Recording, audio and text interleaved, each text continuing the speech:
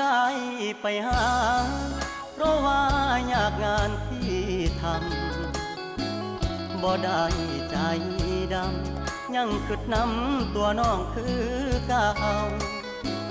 บ่ได้เปลี่ยนไปหัวใจอ้ายยังห่วงเจ้าบ่ได้ปล่อยให้เงาเสาร์อาทิตย์ติดงานโอทีได้แต่โทรหาน้องคงจะไม่ว่ากันบอกเคยเปลี่ยนพันสัญญาหากมันคนดีบ่ได้กักมีกิ๊กบ่ได้หลีกสัญญาที่มีย้อนงานยุ่งอีลีคนดีอย่าเครียดอายเด้อขอหาสุมือเจ้ามาคือน้อยใจเฮ็ดหยังหยุดงานวันวางจะเดินทางเพื่อไปพบเจออย่ามา